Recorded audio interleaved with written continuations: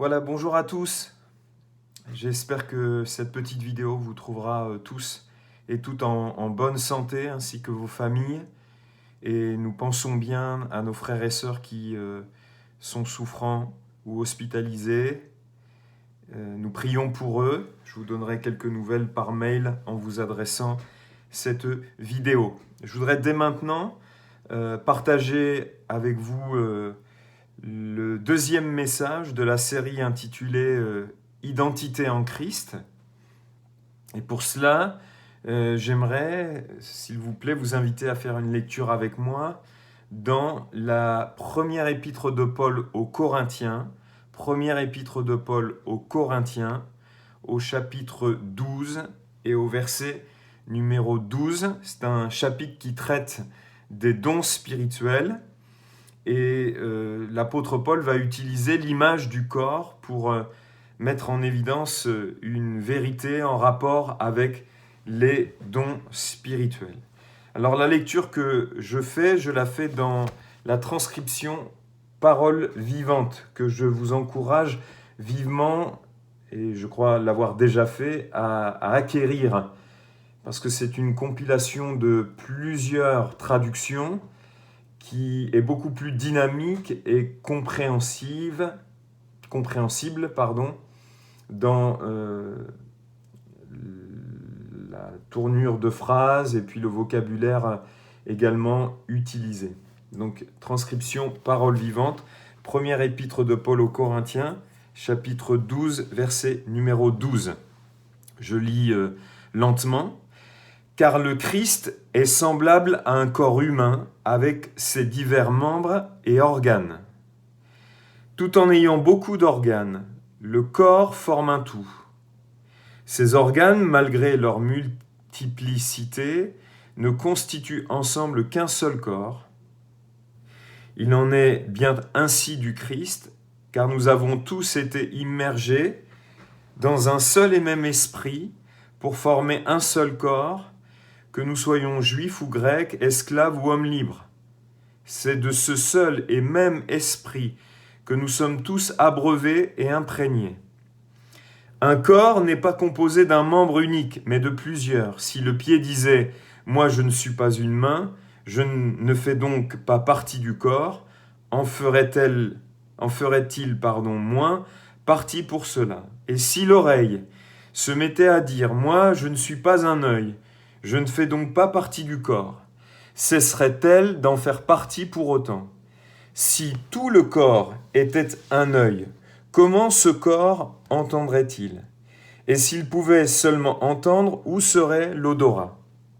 Heureusement, Dieu a assigné à chaque organe sa place et sa fonction dans le corps comme il l'a trouvé bon. Car si le tout était constitué d'organes identiques, serait-ce un corps? En fait, bien que les organes soient nombreux et divers, ils forment ensemble un seul corps. C'est pourquoi l'œil ne saurait dire à la main « Je n'ai pas besoin de toi », ni la tête dire aux pieds « Je peux fort bien me passer de vous ». Au contraire, les parties du corps qui nous paraissent insignifiantes, celles qui sont faibles et cachées, sont particulièrement nécessaires. Et celles que nous estimons les moins dignes d'intérêt sont celles dont nous prenons le plus grand soin, de sorte que nous les traitons avec des égards dont les autres n'ont guère besoin. Dieu a fait de notre corps un ensemble harmonieux dans lequel il a disposé les différentes parties de manière à donner une fonction essentielle aux organes les plus humbles, afin qu'on honore davantage ceux qui manquent naturellement d'honneur. Il voulait par là éviter toute division dans le corps et donner aux différents membres le sens de leur solidarité réciproque. Que chacun d'eux ait le souci des autres et leur témoigne une égale sollicitude. Un membre souffre-t-il? Tous les autres en pâtissent et souffrent avec lui. Un membre est-il à l'honneur? Tous les autres partagent sa joie. Or, vous constituez ensemble le corps du Christ, et chacun de vous, pris à part, est un membre ou un organe auquel Dieu a assigné sa place et sa fonction. Il a ainsi établi dans l'Église, premièrement les apôtres, deuxièmement les porte-paroles de Dieu, troisièmement ceux qui enseignent, ensuite ceux qui opèrent des miracles, puis ceux qui ont des dons pour guérir les malades, ou encore pour assister les malheureux, pour administrer ou diriger l'Église, pour parler dans des langues inconnues. Tous sont-ils apôtres? Tous sont-ils porte-parole de Dieu? Tous savent-ils enseigner, faire des miracles, guérir les malades, parler dans des langues inconnues ou les interpréter? Évidemment non. Aspirez aux dons les meilleurs et les plus utiles d'entre eux. Pour cela, je vais vous indiquer la voie par excellence, celle qui surpasse toutes les autres. Amen. Notre Père, nous te prions afin que dans ce temps de méditation, de partage de ta parole, ce temps d'enseignement, eh bien, nous puissions acquérir, encore une fois, par ta parole et l'action du Saint-Esprit, de la sagesse, de l'intelligence, une connaissance personnelle et intime de ta volonté, une connaissance de qui nous sommes en Christ dorénavant. Nous avons besoin de l'éclairage du Saint-Esprit. Nous avons besoin du Saint-Esprit pour illuminer les yeux de notre cœur, afin bien, que nos vies servent à l'accomplissement de ta volonté, afin que nous servions à ce à quoi tu nous destines, les uns et les autres. Père, viens nous donner de la sagesse, de l'intelligence, de la connaissance. Au nom de Jésus, nous te prions. Amen. Amen. Voilà, donc l'identité en Christ, c'est ce message numéro 2, s'intitule « Je suis », puisque l'identité nous parle de ce que nous sommes, de l'être. Eh bien, je suis un membre du corps de Christ.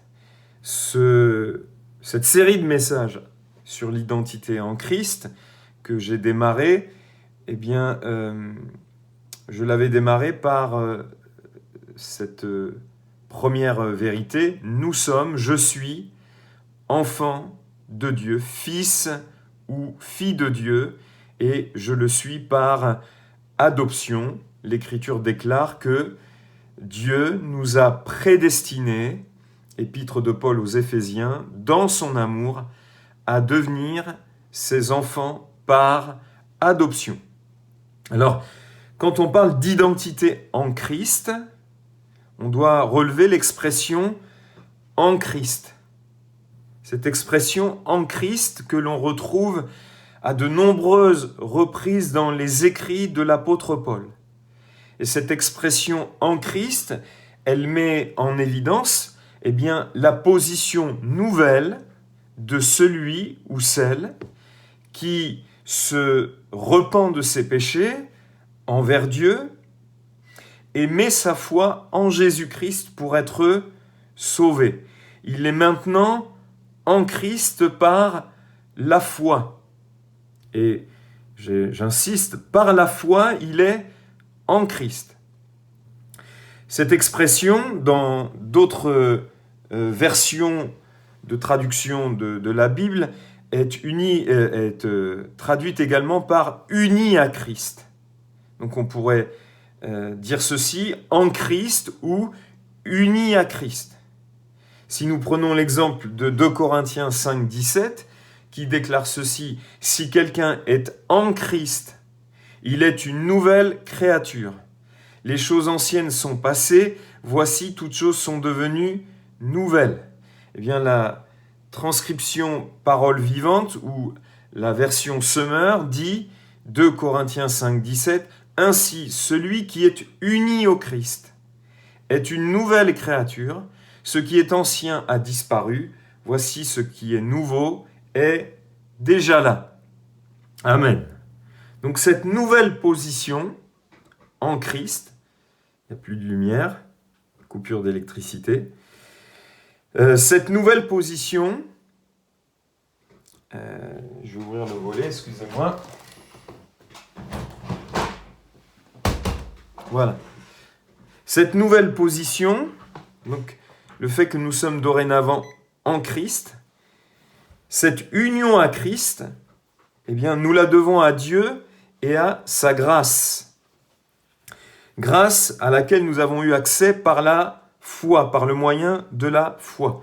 Et je vous renvoie à ce que la première épître de Paul aux Corinthiens déclare au chapitre 1er et au verset 30, où Paul dit « Or », et vous m'entendez souvent utiliser ce texte, « Or, c'est par lui que vous êtes en Jésus-Christ, lui étant Dieu, lequel, de par Dieu, a été fait pour nous sagesse, justice, sanctification et rédemption. » Donc, la conséquence de cette union, eh bien, Paul l'a décrit dans sa lettre aux Romains de cette manière, à Romains chapitre 6, verset 3, il dit ceci, « Ignorez-vous que nous tous qui avons été baptisés en Jésus-Christ, donc c'est-à-dire mis en Christ, unis à Christ, qui avons été baptisés en Christ, c'est-à-dire qui avons été mis en Christ, qui avons été unis à Christ,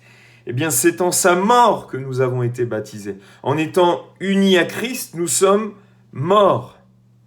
En étant en Christ, eh bien Dieu nous a fait mourir. Il a fait mourir le pécheur.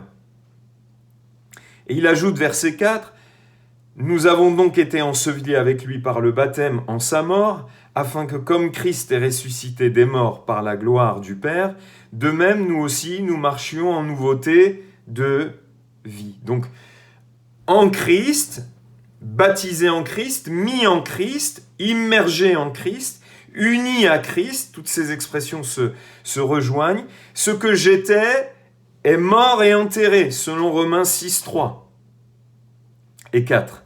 Et maintenant, je suis ressuscité avec Christ. Je suis une créature nouvelle pour marcher en nouveauté de vie. Amen. Cette créature nouvelle, eh bien, elle est définie de plusieurs manières dans l'Écriture. Ce qui la caractérise, cette créature nouvelle, eh bien, est définie par l'Écriture. Pas parce que je ressens, je pense, mais par ce que dit l'Écriture. Et ce que nous sommes maintenant, en Christ, unis à Christ, est défini par ce que l'Écriture déclare. Il faut donc aller dans la parole pour connaître intimement, personnellement, non pas avec la tête, mais avec le cœur, ce que, eh bien, par mon union avec Jésus-Christ, par le fait que je suis en Christ maintenant, eh bien, ce que je suis. Donc, nous avions vu que je suis un enfant de Dieu, un fils, une fille de Dieu, et nous allons voir maintenant que nous sommes, je suis, un membre du corps de Christ. 1 Corinthiens 12, 27. Vous êtes le corps de Christ, nous l'avons lu, et vous êtes ses membres, chacun pour sa part. Une autre traduction, parole vivante. Or vous, vous constituez ensemble le corps du Christ, et chacun de vous, pris à part, en est un membre ou un organe auquel Dieu a assigné sa place et sa fonction. Donc l'Église, et on peut dire l'Église locale, ici est appelée le corps de Christ. Et comme un corps a plusieurs membres, chacun de ceux qui composent l'Église sur le plan local et sur le plan spirituel est un membre de ce corps. C'est ce que Paul déclare. L'Église est le corps de Christ et chacun de ceux qui la composent est un membre de ce corps. Donc, nous sommes membres du corps de Christ par notre union à Christ, par le fait que nous sommes maintenant en Christ. Ce qui nous caractérise, c'est que nous sommes un membre de son corps qu'est l'Église. Alors, quel enseignement en tirer de cela? Je vous invite à lire dans Romains, chapitre 12, versets 4 et 5.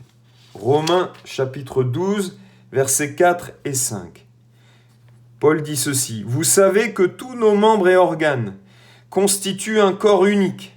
Pourtant, tous n'ont pas la même fonction. De même, nous tous qui sommes en communion avec le Christ, ou qui sommes unis à Christ, malgré notre pluralité, nous ne formons ensemble qu'un seul corps. Individuellement, chacun a besoin de tous pour être complet.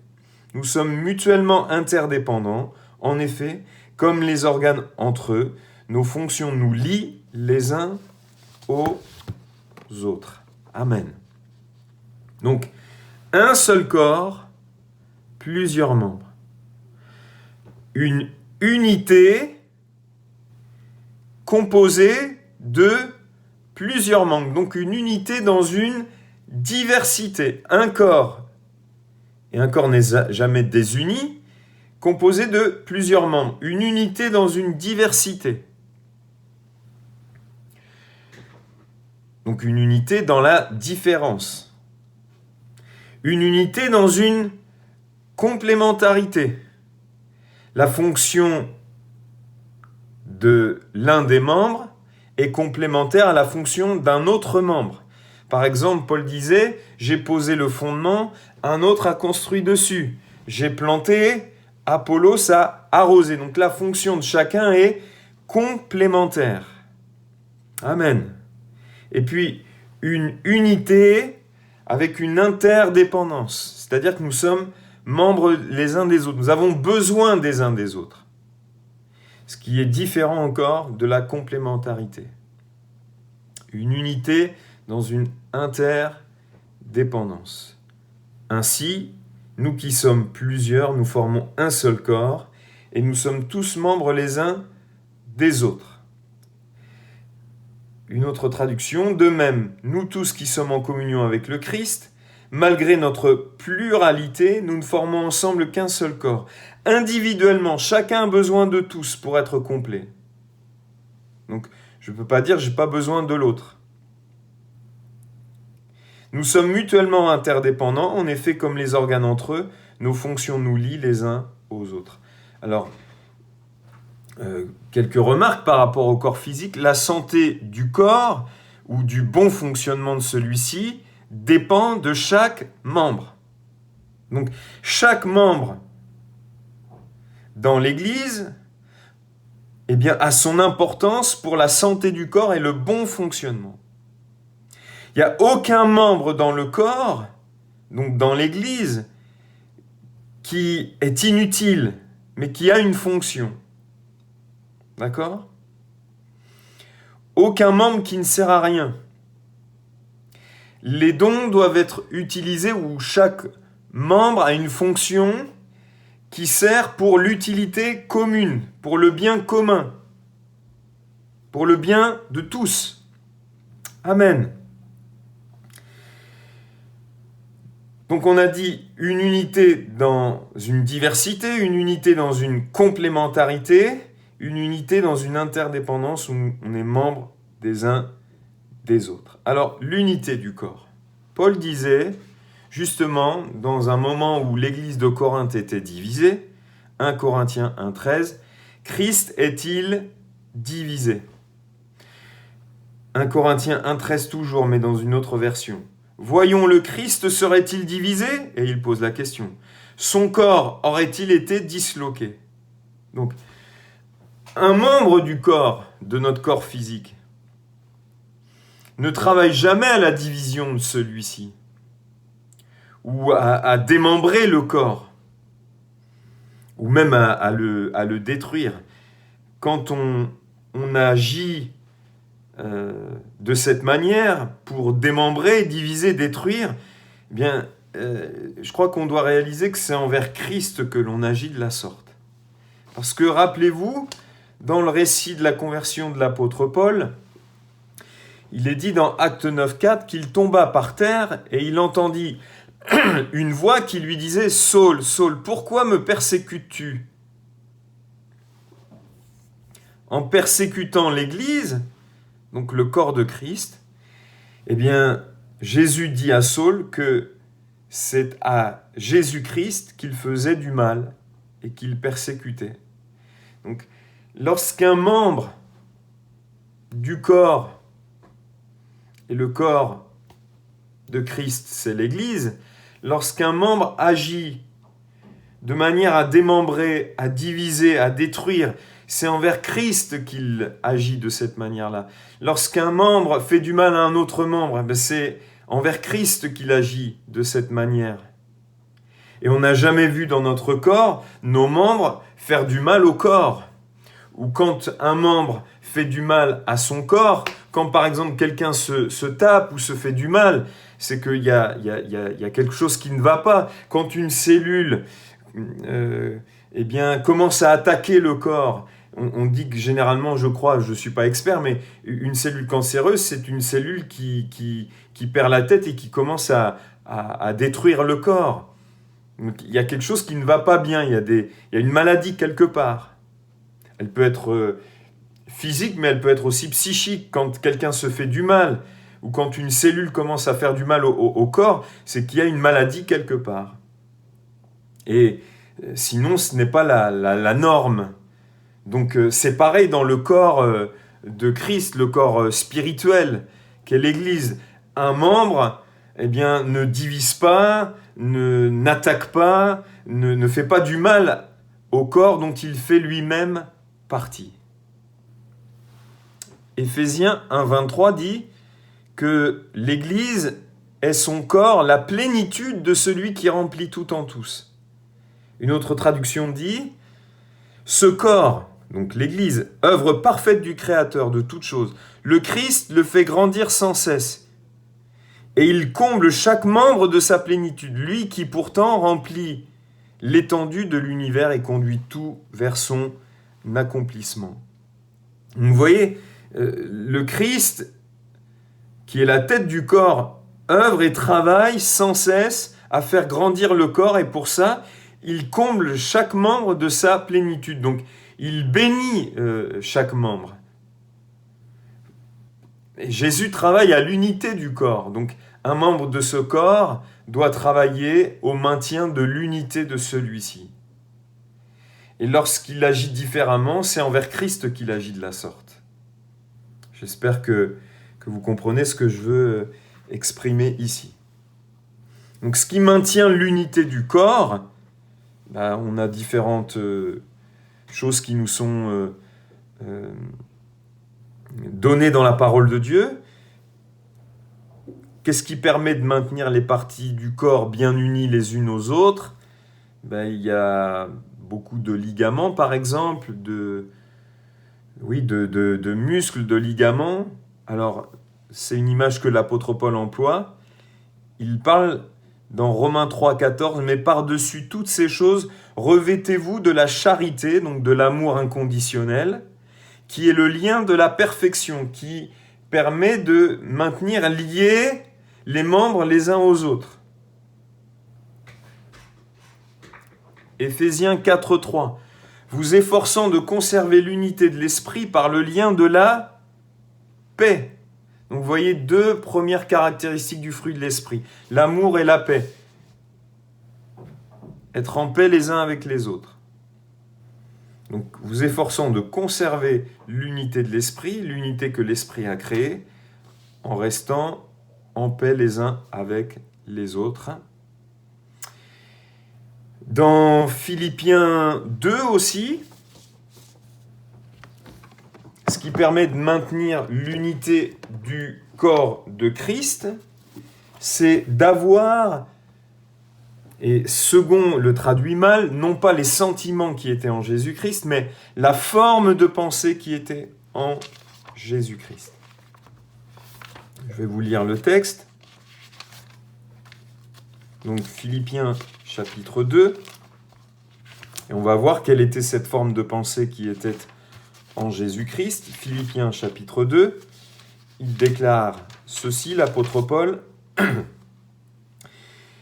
verset 1, Philippiens 2, verset 1, « Si donc, en tant que chrétien, vous attachez du prix à un appel donné dans l'esprit du Christ, si les encouragements et les conseils d'un frère qui vous aime ont quelque valeur et quelque force de persuasion pour vous, si enfin il existe entre vous une communion spirituelle vivante, et tout ce que cela implique d'affection et de sympathie mutuelle, oui, Si les mots de tendresse et de compassion ont pour vous un sens, comblez la mesure de ma joie en vivant ensemble en bonne entente. Vous voyez?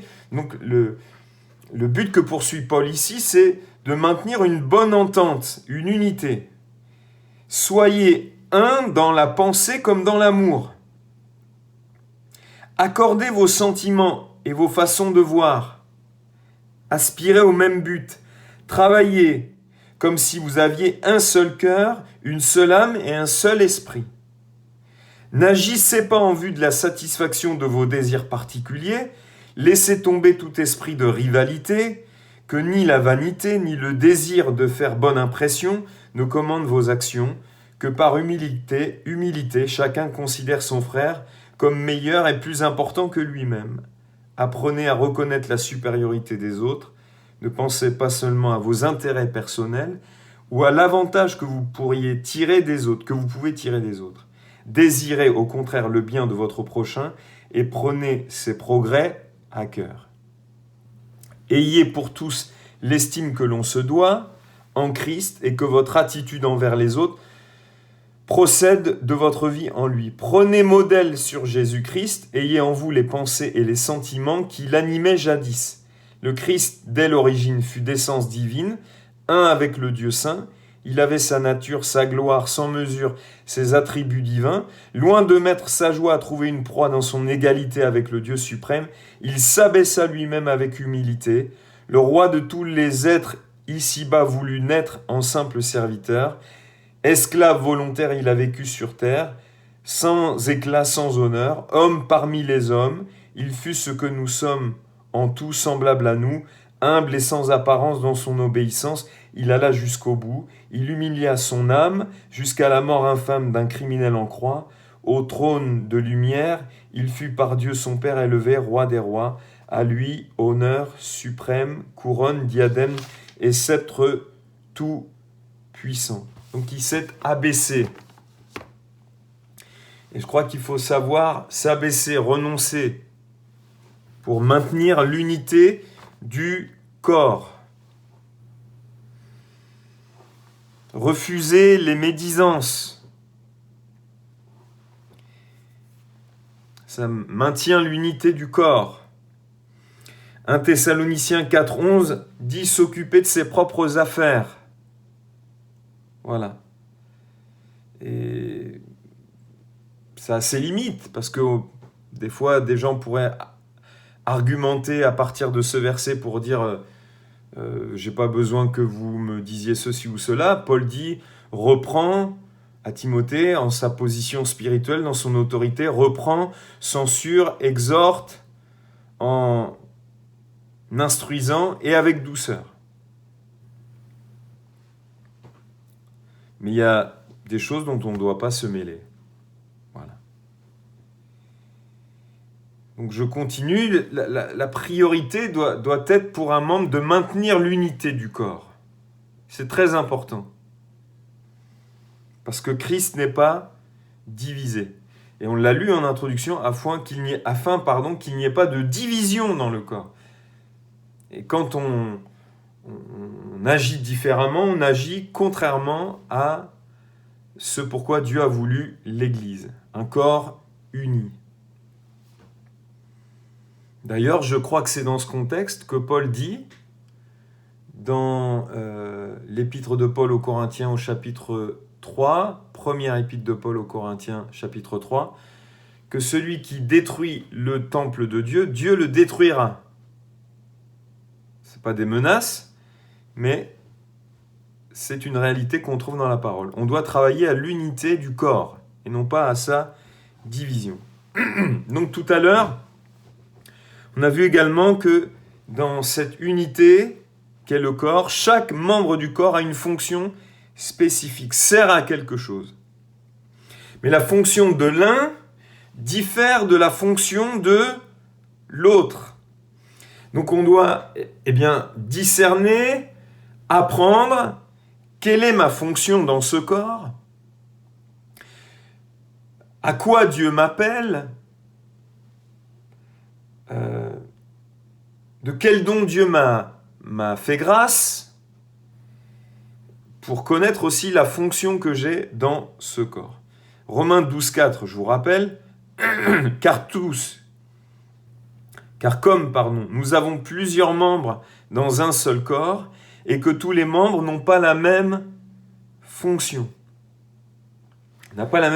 Donc, le pied ne doit pas chercher à être la main, ou la main chercher à être les yeux, ou la vésicule biliaire à être le foie. On pourrait multiplier les exemples. Nous devons accepter, une fois connue, notre fonction. Et ne pas chercher à en avoir une autre. C'est en cela qu'il faut comprendre ce que Paul déclare juste avant le verset 4 de Romains 12, que nous venons de lire. Il y a un car au verset 4. Car comme nous avons plusieurs membres dans un seul corps, et que tous les membres n'ont pas la même fonction. Mais juste avant, il dit, par la grâce qui m'a été donnée, je dis à chacun de vous de n'avoir pas de lui-même une trop haute opinion, mais de revêtir des sentiments modestes, selon la mesure de foi que Dieu a départie à chacun. Une autre traduction, Dieu m'a fait grâce, il m'a accordé un ministère et des dons, c'est pourquoi j'aimerais vous faire quelques recommandations. N'ayez pas une opinion exagérée de votre importance, mais que chacun de vous s'efforce de se faire une idée juste sur lui-même. Ne surestimez pas vos capacités, n'aspirez pas à ce qui dépasse vos possibilités ou qui déborde de votre vocation, c'est-à-dire de votre appel. Acceptez vos limites, celles que vous tracent les dons particuliers qui vous ont été départis en vertu de votre foi. Donc, dans la suite du développement, Paul fait une liste des dons de la grâce, dons spirituels, charisma, qui délimitent finalement notre champ d'action. Il faut savoir discerner quel est notre don. Et donc, à partir de ce don, quelle est notre fonction dans le corps? Alors, il parle, verset 6, du don de prophétie. La parole vivante dit le don d'apporter des paroles inspirées. Verset 7, celui qui est appelé au ministère. Et puis, il parle aussi du don d'enseigner. Alors, la parole vivante dit un autre a le don d'exercer des activités pratiques. Il s'est vu confier le ministère du diaconat ou la gérance de biens matériels, comme dans Acte 6 par exemple, où on fait nommer des diacres pour qu'on puisse servir aux tables. Qu'il prenne ses responsabilités au sérieux et serve les frères de tout son cœur. Un autre est doué pour expliquer la parole de Dieu et exposer la doctrine. Qu'il se consacre à cette tâche et qu'il utilise son don pour instruire ses frères. Verset 8. Pardon. Le don d'exhorter, le don de donner, le don de présider, le don de pratiquer la miséricorde. Donc, la parole vivante a traduit de cette manière. Un autre, c'est exhorter et consoler, qu'il prenne fidèlement soin de ceux qui lui sont confiés et que ces paroles leur apportent un réel réconfort. Que celui à qui Dieu a confié des richesses matérielles en fasse part généreusement. Qu'il donne en toute simplicité, sans calcul ni arrière-pensée. Que celui qui est chargé de distribuer les secours soit impartial. Que celui qui sait diriger le fasse avec autorité et zèle. Que celui qui préside les réunions y mette tout son cœur. Vous voyez, tout ça, c'est pas que les ministères dons. C'était au sein de l'Église et c'est encore au sein de l'Église cette réalité-là. Chaque membre a une fonction. Mais il faut que vous arriviez, que nous arrivions ensemble à trouver, mais quelle est ma fonction dans le corps? Et que je ne cherche pas à avoir une autre fonction que celle que Dieu me donne et pour laquelle il m'équipe au travers des dons qu'il me fait. Des dons spirituels, charisme. Que celui qui préside donc les réunions y mette tout son cœur. Si vous visitez les malades, apportez-leur la joie. Si vous exercez la bienfaisance, faites-le avec le sourire. Donc, un corps uni, on doit préserver cette unité. Il y a des choses qui vont nous aider à préserver cette unité et on doit la préserver par-dessus tout et des fois on doit renoncer pour préserver cette unité et ne pas diviser le corps. Dans ce corps, chacun a une fonction particulière et on ne doit pas chercher à avoir une autre fonction que celle que Dieu nous a donnée. Pour ça, il nous fait des dons spirituels, charisma, donc des capacités spirituelles dans sa grâce. Et puis maintenant, je voudrais vous parler de l'interdépendance. Alors, ça mérite d'être creusé, mais je vois qu'on est déjà à 35 minutes de message, donc il faut que j'accélère. Oui, même en vidéo, je suis un peu long. Mais c'est un message de culte, normalement. Donc, dans le cadre du service mutuel, la Bible dit « Soyez serviteurs les uns des autres ». Donc là, c'est l'interdépendance. Nous sommes membres les uns des autres. Chacun a besoin de l'autre. Soyez serviteurs les uns des autres. Galates 5,13. Portez les fardeaux les uns des autres.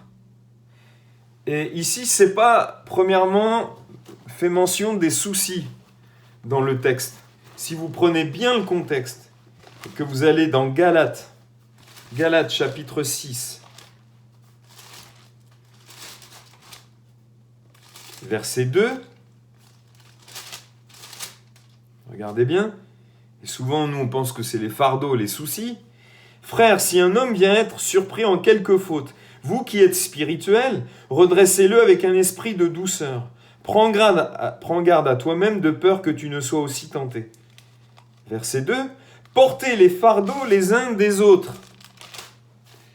Donc c'est dans la continuité de reprendre quelqu'un qui a été pris en faute et de le reprendre non pas n'importe comment, mais avec douceur. Portez les fardeaux les uns des autres et vous accomplirez ainsi la loi de Christ. Si quelqu'un pense être quelque chose quoiqu'il ne soit rien, il s'abuse lui-même. Que chacun examine ses propres œuvres, et alors il aura sujet de se glorifier pour lui seul, et non par rapport à autrui. Car chacun portera son propre fardeau. Voilà. Donc porter les fardeaux les uns des autres, ça veut dire, quelque part, savoir se reprendre les uns les autres, mais en le faisant avec douceur, avec amour.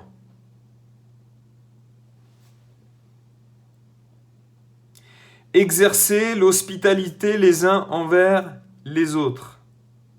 1 Pierre 4,9. Soyez bons les uns envers les autres. Éphésiens 4,32. Priez les uns pour les autres. Jacques 5,16. Maintenant, dans nos relations, aimez-vous les uns les autres. Jean 13, 34, 35. Et Jésus dit, comme je vous ai aimé. Il y a beaucoup de références. Je vous passe toutes les références. Accueillez-vous les uns les autres. Et ici, il s'agit d'accueillir ceux qui sont faibles dans la foi, qui estiment par conviction personnelle qu'ils peuvent manger de ça et pas de ça, par exemple. Donc, accueillir l'autre comme il est. Tant que ce n'est pas quelque chose qui remet en question les fondations de la foi chrétienne. Si quelqu'un vous dit et vient vers vous, Jésus n'est pas ressuscité, il ne s'agit pas de s'accueillir les uns les autres. Si une telle doctrine commence à pénétrer l'Église, non. Saluez-vous les uns les autres. Donc, on est encouragé à se saluer. C'est pas dit une fois le culte terminé, hop, ou les réunions de l'Église terminées, partez et dites bonjour à personne. Non. Ayez soin les uns des autres. 1 Corinthiens 12, 24, 25. Saluez-vous les uns les autres. 1 Corinthiens 16, 20. Soumettez-vous les uns les autres. Éphésiens 5, 21. Donc, la version parole vivante dit dans l'ordre que Dieu a établi. Supportez-vous les uns les autres. Pardonnez-vous les uns les autres. Confessez vos péchés les uns aux autres. Amen. Continue. Donc ça, c'est ma responsabilité en tant que membre du corps. Je dois œuvrer, travailler à pardonner.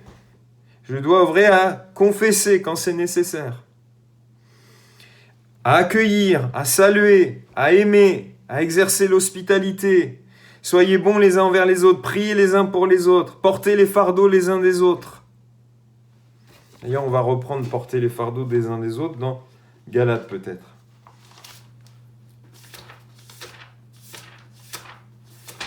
Dans Galates 6.2, si quelqu'un doutait de ce que je disais tout à l'heure, ne le sait-on jamais.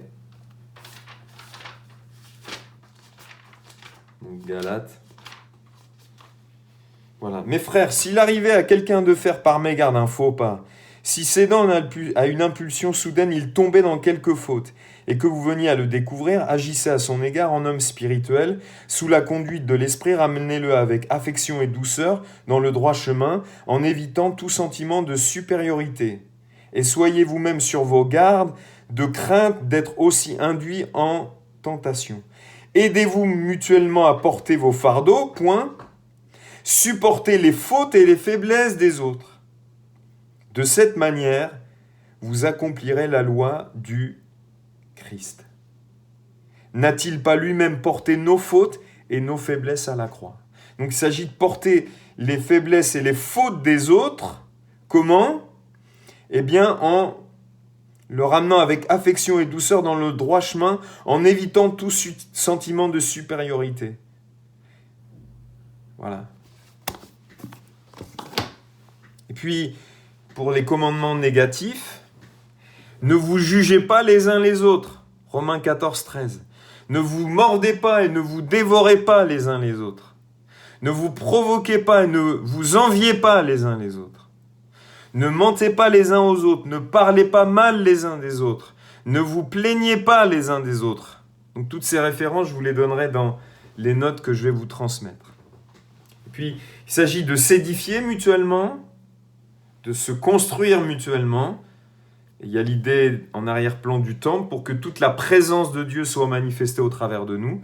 Donc, édifiez-vous les uns les autres, Romains 14, 19. Instruisez-vous les uns les autres, Colossiens 3, 16.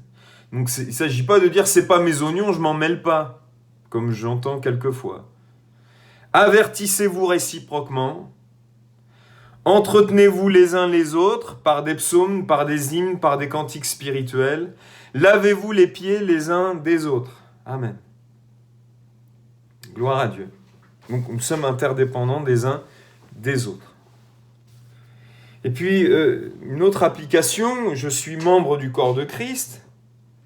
Donc je vous invite à lire dans 1 Corinthiens 6, 15, où Paul dit « Ne savez-vous pas que vos corps sont des membres de Christ ? Prendrais-je donc les membres de Christ pour en faire les membres d'une prostituée ? Loin de là. » Une autre traduction. « Ne savez-vous pas que celui qui s'attache à la prostituée est un seul corps avec elle ? Car il est dit, les deux deviendront une seule chair. » Verset 16. « Mais celui qui s'attache au Seigneur est avec lui un seul esprit. Fuyez l'impudicité. Quelque autre péché qu'un homme commette, ce péché est hors du corps, mais celui qui se livre à l'impudicité pêche contre son propre corps. » Alors, la conscience de cela, qu'on est membre du corps de Christ et que notre corps est un membre du corps de Christ, avait pour but ici de détourner les Corinthiens de l'impudicité. Et l'impudicité dont il est fait mention, c'est d'aller avec des prostituées. Donc, vous voyez déjà que ce qu'ils faisaient, semble-t-il, et sur lequel Paul les reprend, ne déterminait pas ce qu'ils étaient. Mais par contre, la conscience de ce qu'ils étaient, c'est-à-dire des membres de Christ, avait pour vocation de les détourner, d'aller vers des prostituées. Conscients de qui ils étaient, et c'est ce sur quoi Paul compte, c'est en leur enseignant de ce qu'ils sont, en leur enseignant ce qu'ils sont, membres du corps de Christ, qu'il leur enseigne à se détourner du fait d'aller vers des prostituées. J'espère que je me suis bien fait comprendre. Il enseigne qui ils sont et son espérance, son désir en leur enseignant qui ils sont maintenant, c'est de les détourner de l'impudicité. Et l'impudicité, en l'occurrence, c'était d'aller vers des prostituées. Mais il n'y a pas que ça. On doit réaliser que c'est vrai pour autre chose. On peut élargir dans d'autres domaines. Si mon corps est un membre de Christ, prendrais-je un membre de Christ pour le mettre devant un film pornographique, pour voler, parce qu'avec mon corps, je vole. Je rends Christ quelque part voleur. Pour se saouler, pour séduire, pour être violent, on pourrait multiplier. La conscience d'être un membre du corps de Christ doit nous détourner de toute forme d'impudicité et du péché, du mal, sous toutes ses formes, pratiquées avec le corps, car Christ n'a jamais péché dans son corps. Et donc je dois prendre soin de mon corps. Pas faire n'importe quoi avec. Ça implique même de faire attention à ce que je mange. Alors je ne ferai pas de parenthèse. Enfin, je voudrais terminer, de la même manière que le corps de Christ sur la terre allait de lieu en lieu, Acte 10, 38, vous savez comment Dieu a oint du Saint-Esprit de force Jésus de Nazareth qui allait de lieu en lieu faisant du bien et guérissait tous ceux qui étaient sous l'empire du diable, car Dieu était avec lui. Eh bien, tous les membres du corps œuvrent et travaillent à ce que le corps de Christ fasse sur la terre, ce que le corps physique de Christ faisait lorsqu'il y était. Je répète, le corps de Christ allait de lieu en lieu faisant du bien, guérissant les malades, faisant du bien, libérant tous ceux qui étaient sous l'empire du diable, car Dieu était avec lui. Eh bien, tous les membres du corps aujourd'hui, de Christ qu'est l'Église, travaillent à faire ce que le corps de Christ faisait sur la terre, en étant loin du Saint-Esprit, en étant rempli du Saint-Esprit. Et de la même manière que le corps de Christ a été crucifié pour sauver l'humanité, nous œuvrons et travaillons à ce que le corps de Christ serve à ce que beaucoup soient sauvés.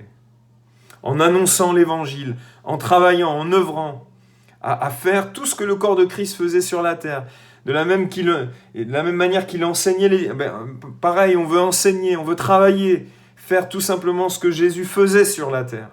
Et chaque membre du corps doit travailler à cela. Amen. Donc je vais vous envoyer mes notes et je vous propose tout simplement de prier maintenant et je vous encourage à méditer. Voilà. Notre Père, tu as formé un corps et l'Épître aux Hébreux nous déclare, oui, tu m'as formé un corps, tu n'as voulu ni sacrifice ni offrande pour le péché. Me voici pour faire ta volonté. Et tu as formé un corps au Christ pour que les sacrifices offerts au travers des animaux soient terminés et qu'il y ait simplement un sacrifice ultime. Et tu as formé un corps qui est l'Église pour que plusieurs et nombreux hommes et femmes soient sauvés. Et nous voulons, en tant que membres de ce corps, travailler, œuvrer à ce que ton corps faisait sur la terre et ce pourquoi tu as eu un corps sur la terre, s'accomplisse aussi encore aujourd'hui. Père, nous te prions de nous donner de l'intelligence au travers de cette méditation. Nous voulons réaliser que nous sommes membres des uns des autres. Chacun a une fonction dans le corps. Je te prie d'aider mes frères et sœurs à découvrir quelle est sa fonction dans le corps. Je te prie de nous aider à maintenir l'unité au sein du corps. Et pour tout cela, nous réclamons ta grâce. Nous prions que ce corps qu'est l'Église ici, elle serve à ta gloire, serve à l'accomplissement de tes desseins, serve à l'accomplissement de ta volonté. Père, je prie pour chacun de mes frères et sœurs qui regarderont cette vidéo, Seigneur. Nous sommes séparés, mais nous réalisons l'importance de la communion fraternelle, alors que nous sommes séparés les uns des autres physiquement aujourd'hui. Père, bénis chacun, Bénis chaque frère et sœur, fortifie la foi de chacun, que personne ne soit ébranlé, mais que ce soit l'occasion pour grandir dans sa communion avec toi, et dans ce temps de confinement, que chacun, oui, eh bien, grandisse dans sa relation avec toi, que chacun prenne soin les uns des autres par téléphone, que nous puissions vraiment prier les uns pour les autres. Oh, viens nous aider, nous avons besoin de toi, au nom de Jésus. Amen. Que Dieu vous bénisse, frères et sœurs, et j'espère vous dire à très bientôt. Amen.